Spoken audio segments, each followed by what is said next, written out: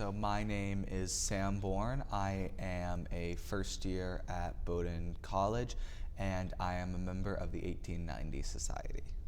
Wonderful. So how did you first get involved with the foundation?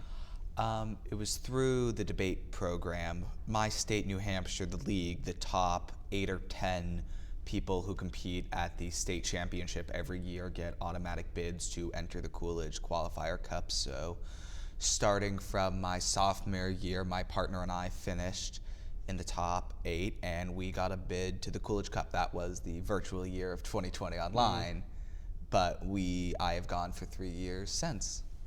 Awesome. Can you talk a little bit about how you became, because 1890 Society is a special part of the program. What does that mean? How does one become part of the 1890 Society?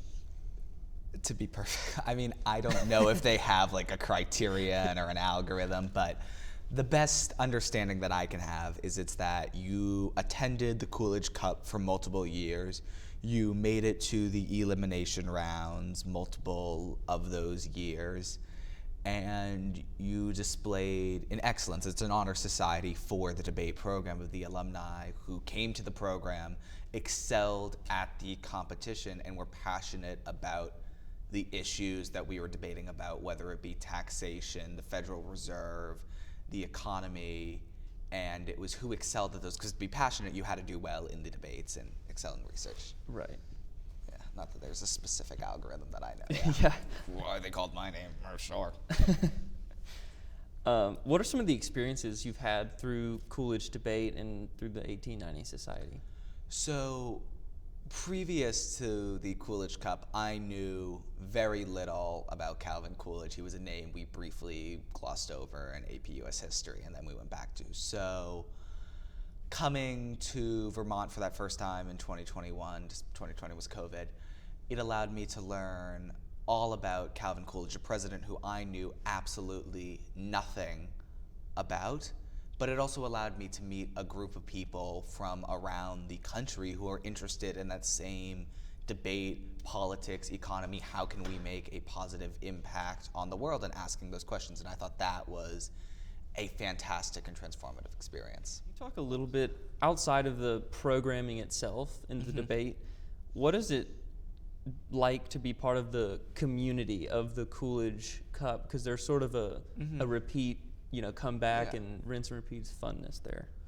So it's the feeling of, for a few summers now, 4th of July weekend, I have spent in Vermont at the Notch. And while there is a rotation of new people every year, it's the same group of people that you see year to year, and you check in and you see how are you doing, and you begin to build these relationships and these connections.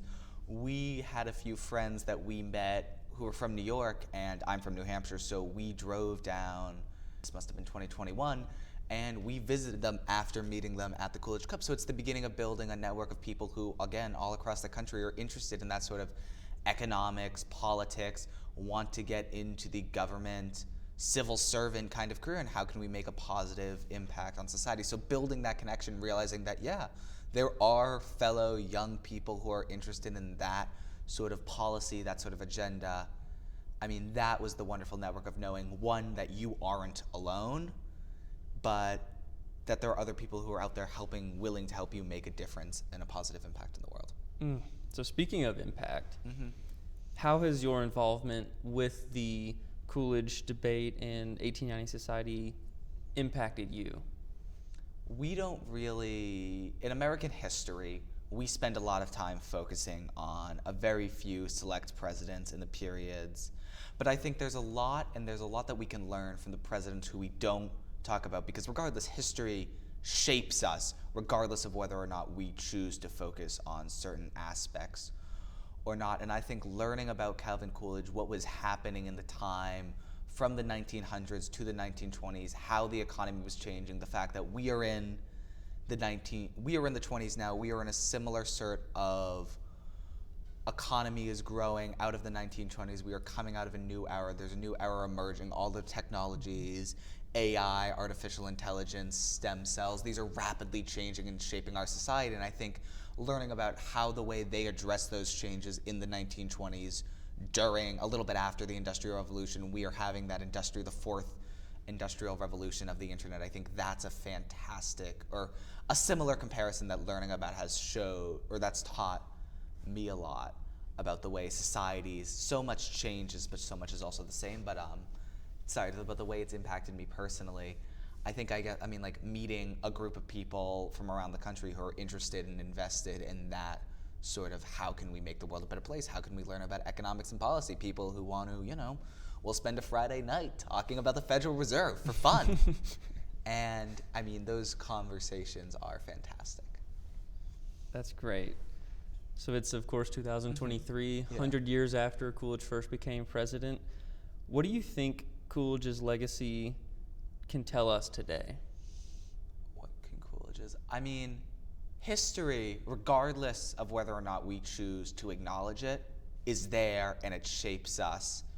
So despite the fact that we don't spend a lot of time talking about it, Coolidge's and the economy he created with Warren Harding in the 1920s shapes us still to this day. These policies, these ideas of if we cut taxes from 70 to 40%, what is the economic benefit? These ideas were introduced by him. But I think more specifically, I mean, the way Coolidge's legacy shapes us today, I guess the quote that I always like to think of Calvin Coolidge in 1928, he chooses not to run for president and again. And I think that is probably the most profound thing I have learned about Calvin Coolidge, because imagining a politician today deciding that they would choose not to run for president, knowing full well that they could have a very good shot at winning, but choosing not to run because they believe they should move on for the good and the betterment of this country, that doesn't happen anymore. I mean, back to the ideal of Washington.